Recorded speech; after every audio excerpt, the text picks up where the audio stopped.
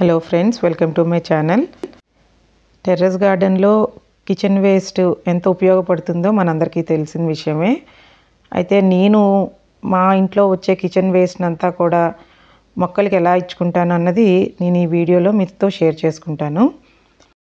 మీరు కనుక నా ఛానల్ ఫస్ట్ టైం వస్తే ఈ వీడియోని లాస్ట్ వరకు చూడండి. Please subscribe to my channel.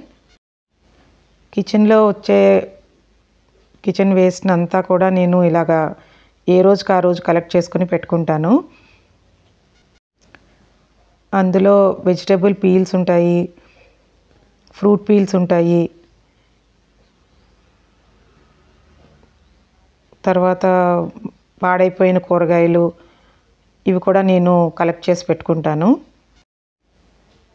Usually layering మెథడ్లోనే నేను చేసుకోవడానికి ట్రై చేస్తూ ఉంటాను.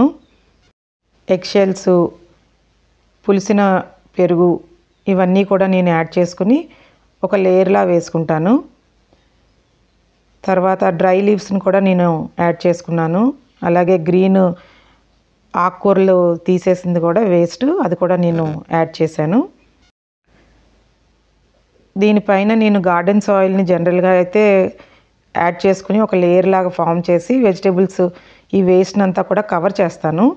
ఇక్కడ నా దగ్గర ఈ పాటింగ్ మిక్స్ ఉంది కాబట్టి దీన్ని నేను ఈరోజు యూజ్ చేస్తున్నాను. ఈ విధంగా కంపోస్ట్ చేసుకోవడం మూలాన మనకి పురుగులైతే రావు, అలాగే బ్యాడ్ స్మెల్ కూడా ఉండదు.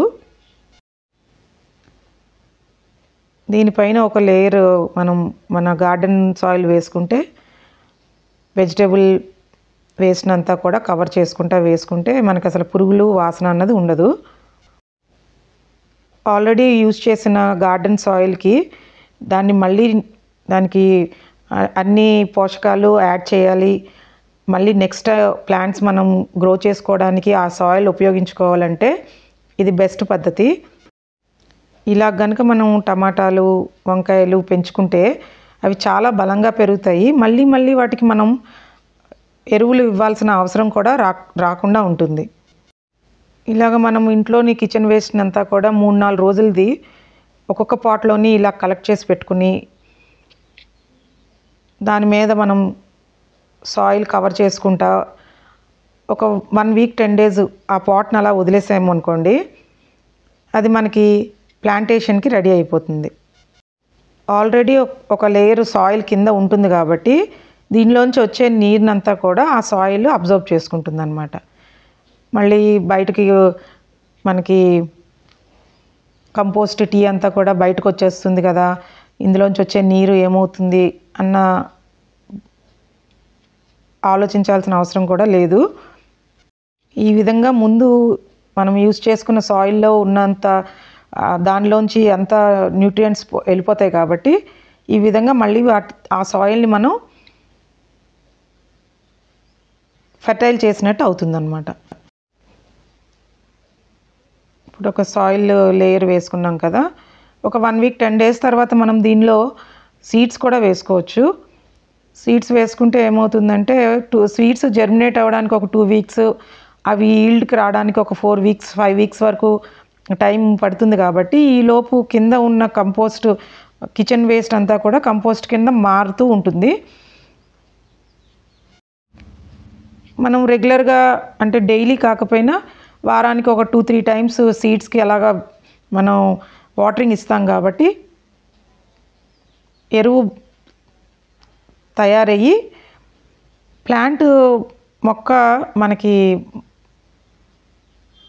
పువ్వులు కాయలు వచ్చే టైంకి కంపోస్టు ఫుల్గా ఫామ్ అవుతుంది, మనకి మంచి ఈల్డ్ వస్తుంది. తయారైన కంపోస్ట్ని ఎదుగుతున్న మొక్క తీసుకుంటూ ఉంటుంది, ఇంకా బలంగా పెరుగుతుంది. మళ్ళీ మనం వర్మీ కంపోస్ట్ కానీ ఇంకా లిక్విడ్ ఫెర్టిలైజర్స్ ఏమి ఇవ్వకపోయినా సరే అది బలంగా మనకి మంచి కాయలు ఇస్తుంది. ఇదంతా కూడా నాకు ఇంట్లో వచ్చిన వేస్ట్ కంటైనర్స్, ప్లాస్టిక్ కంటైనర్స్ అన్నీ కూడా వీటిని కూడా నేను మొక్కలు పెంచడానికి ఉపయోగించుకుంటాను. అది ఎలాగా ఏంటి అన్నది నేను మీతో షేర్ చేసుకుంటాను. ఎలాంటి కంటైనర్ అయినా సరే మనం దాన్ని మొక్కలు పెంచుకోవడానికి ఉపయోగించుకోవచ్చు. ఇండోర్ అవుట్డోర్ ప్లాంట్స్ పెట్టుకోవడానికి కంటైనర్స్ అన్నీ మంచిగా యూజ్ అవుతాయి. ఇవైతే కొంచెం డ్యూరబిలిటీ తక్కువ, ప్లాస్టిక్ ఇరిగిపోవచ్చు. కాకపోతే మనం కిచెన్ గార్డెనింగ్ చేసుకోవడానికి ఇవి చాలా యూజ్ అవుతాయి. మెంతులు వేసుకోవడానికి, కొత్తిమీర వేసుకోవడానికి ఇవి బాగా యూజ్ అవుతాయి. Thank you friends.